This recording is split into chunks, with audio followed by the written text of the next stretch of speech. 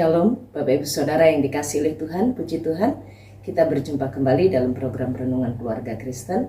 Mari kita bersama Bapak Ibu Saudara mengucap syukur kepada Tuhan Allah yang sudah menolong kita dan menyiapkan hati kita untuk mendengar firman Tuhan. Mari kita berdoa. Bapa kami yang di sorga, terima kasih untuk kebaikan Tuhan, terima kasih untuk pertolongan Tuhan. Bapa, kami bersyukur Tuhan beri kami kekuatan kembali nikmati hari ini, dan Tuhan Kau Allah bersama dengan kami. Kami mau merenungkan firman-Mu, berkatilah dan tuntunlah kami. Demi nama Tuhan Yesus Kristus. Amin. Bapak Ibu Saudara yang dikasihi oleh Tuhan, perikop renungan kita hari ini dari Hosea pasal 5 ayat yang ke-8 sampai ayat yang ke-15. Demikianlah firman Tuhan. Tiuplah sangkakala di Gibea dan nafiri di Rama. Berteriaklah di Bet Awen, gemetarlah hai Benyamin. Efraim akan menjadi tandus pada hari penghukuman. Mengenai suku-suku Israel aku memberitahu apa yang pasti. Para pemuka Yehuda adalah seperti orang-orang yang menggeser batas. Ke atas mereka akan kucurahkan gemasku seperti air. Efraim tertindas, diremukkan oleh hukuman, sebab ia berkeras untuk berjalan mengikuti kesia-siaan.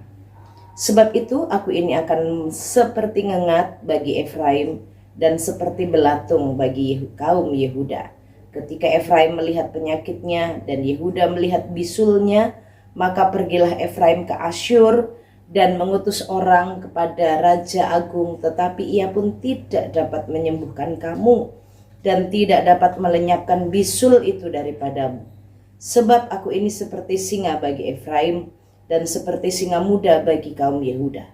Aku akan menerkam lalu pergi. Aku akan membawa lari dan tidak ada yang melepaskan. Aku akan pergi pulang ke tempatku sampai mereka mengaku bersalah dan mencari wajahku. Dalam kesesakannya mereka akan merindukan aku. Bapak Ibu Saudara yang dikasihi oleh Tuhan, bagian dari perikop ini menjelaskan dan mengajarkan kepada kita betapa mengerikannya saat manusia itu berkeras melawan Tuhan. Betapa mengerikannya saat manusia itu berkeras melawan Tuhan. Israel digambarkan oleh Tuhan bagaimana dia telah meninggalkan Tuhan dengan ketidaksetiaan, memilih kesia-siaan. Mereka memilih penyembahan kepada dewa-dewa. Mereka memilih hidup di dalam keinginan mereka dengan menolak peringatan-peringatan sabda Tuhan yang diajarkan, yang disampaikan oleh para nabi, para hamba-hamba Tuhan. Mereka mengeraskan hatinya untuk kembali kepada pertobatan. Mereka mengeraskan hatinya dan sengaja melawan. Dia tidak mau melembutkan hatinya mengikuti tuntunan Tuhan. Disebutkan dengan menggunakan istilah berkeras hati. Jadi sengaja mengeraskan dan melawan, tidak mau mengikuti, tidak mau mengikuti teguran-teguran Tuhan, tidak mau mendengarkan nasihat-nasihat Tuhan, tidak mau mendengarkan dan melakukan dan mengikuti apa yang disampaikan oleh hamba-hamba Tuhan. Mereka hidup dalam apa yang mereka senangi, apa yang mereka mau. Mereka hidup tanpa kasih. Mereka hidup semaunya sendiri, Bapak Ibu Saudara yang dikasihi oleh Tuhan. Sebab ia berkeras untuk berjalan. Dia dengan berkeras untuk berjalan mengikuti kesia-siaan. Padahal sudah dituntun untuk berjalan mengikuti aturan-aturan Tuhan. Berjalan mengikuti apa yang Tuhan inginkan. Tapi mereka berkeras mengikuti kesia-siaan. Ini sebuah kesengajaan melawan Tuhan. Sebuah kesengajaan untuk melakukan ketidaksetiaan. Sebuah kesengajaan untuk tidak mau memperhatikan, tidak mau tunduk pada apa yang Tuhan mau. Demikian Yehuda. Dikatakan para pemuka Yehuda itu pemimpin-pemimpinnya, orang-orang yang terdepan, seperti orang-orang yang menggeser batas. Menggeser batas. Batasnya ibaratnya di angka 4 ya. Mereka geser di angka 5. Nah, melonggarkan, melebarkan jalan-jalan mereka sendiri. Mereka tidak mau terbatas oleh apa yang Tuhan sudah tetapkan, digeser itu. Tidak mau hidup dalam tatanan Tuhan. Mereka geser sehingga mereka melonggarkan diri mereka untuk berbuat lebih lagi dan lebih lagi apa yang mereka mau. Dalam sikap hidup mereka, Tuhan katakan, aku akan datang seperti ngengat yang menghancurkan. Bapak Ibu Saudara, hal yang mengerikan saat kita sungguh hidup dalam ketidaksetiaan dan sengaja melawan apa yang Tuhan sampaikan. Tuhan katakan ada dua binatang yang menjadi gambaran ya. Yang pertama adalah seperti ngengat, yang kedua seperti singa. Seperti ngengat itu ukurannya tidak besar, kecil, tapi kita tidak tahu kapan dia menyerang. Tahu-tahu hancur saja gitu ya Bapak Ibu Saudara. Ngengat ini adalah termasuk jenis serangga yang menghancurkan dan menyerang barang-barang organik, yang barang-barang yang berasal dari kayu gitu ya, seperti juga buku ya, pakaian-pakaian kita ini juga. Nah, biasanya yang diserang itu kayu, pakaian ya, ada di lemari-lemari. Dia tidak terlihat kapan dia bekerja, karena dia tidak terlihat bekerjanya itu di luar. Dia tuh dari dalam masuk ke dalam bagian-bagian kayu, lalu dia menggigit sampai hancur. Dan potongan-potongan atau gigitannya itu habis, halus, kecil, jadi tidak bisa lagi diperbaiki. Sangat kecil dan sangat menghancurkan. Dari dalam. Bapak Ibu Saudara, dosa itu seperti ngengat yang menghancurkan, mendatangkan kehancuran bagi kita. Saat kita hidup di dalam dosa, saat kita hidup tidak lagi mau memilih jalan kebenaran tapi berkeras memilih kesia-siaan, ingat, kehancuran akan menggerogoti dari dalam. Habis, jadi kosong, gak bisa lagi. Gak ada lagi yang bisa memperbaiki. Maka dikatakan, kalaupun kamu pergi ke Asyur, Asyur tidak bisa menyembuhkanmu, karena aku menghancurkanmu seperti ngengat. Bapak Ibu Saudara yang dikasihi oleh Tuhan, mari kita bersama-sama melembutkan hati, bukan mengeraskan hati.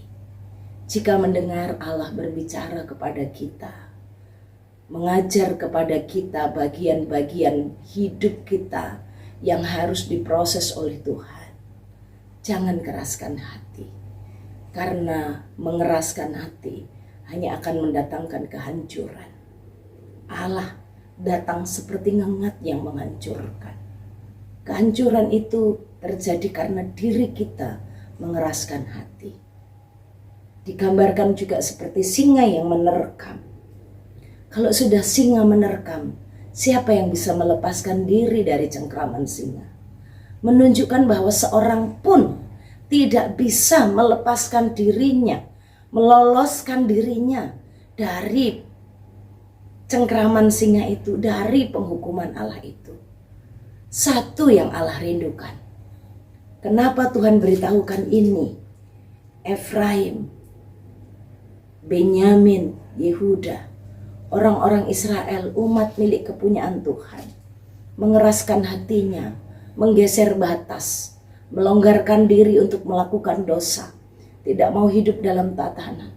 Tuhan beritahukan kehancuran akan terjadi. Untuk apa ini?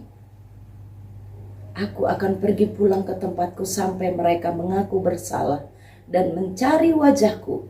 Dalam kesesakannya mereka akan merindukan aku. Bapak Ibu Saudara, kadangkala Tuhan mengizinkan kita melewati waktu-waktu penuh kesesakan, waktu-waktu penuh dengan kesulitan. Ada masanya, ada waktunya. Sebenarnya bukan karena Tuhan tidak sayang dengan kita, maka kita diizinkan berada dalam situasi sulit itu. Ada waktunya Tuhan menggunakan itu untuk mendidik kita. Tuhan menantikan kita, aku akan pergi pulang ke tempatku sampai mereka mengaku. Menunjukkan betapa Allah dengan penuh kasih dan sabar menantikan pertobatan kita, menantikan pengakuan kita, dan menantikan Allah. Allah itu menantikan kita mencari wajahnya.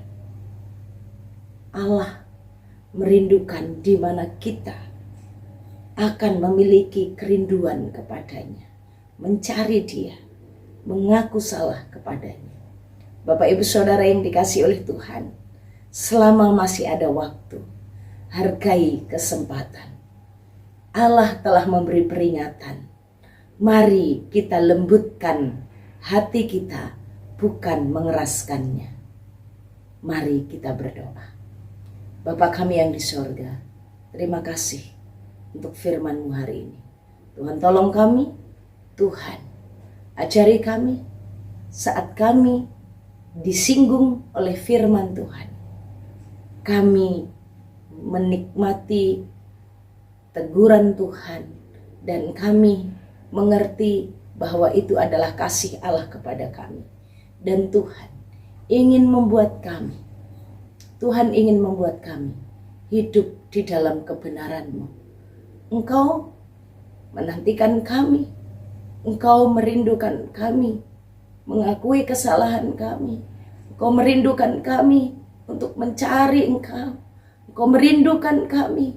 Engkau sedang menanti-nanti kapan kami memiliki kerinduan untuk datang kepadamu. Ya Allah, terima kasih untuk cinta-Mu bagi setiap kami. Kami mengucap syukur. Terima kasih Tuhan. Berkati hidup kami, pelayanan kami, aktivitas kami, pekerjaan kami. Dalam segala pergumulan, kesesakan, kesulitan yang kami alami, kami mau cari Tuhan dan kami sungguh mau menjalaninya bersama dengan Tuhan. Pimpin hidup kami Tuhan dan curahkanlah berkat-Mu. Tuhan memberkati Engkau dan melindungi Engkau. Tuhan menyinari Engkau dengan wajah-Nya dan memberi Engkau kasih karunia. Tuhan menghadapkan wajah-Nya kepadamu dan beri Engkau damai sejahtera. Amin. Shalom, Tuhan Yesus memberkati.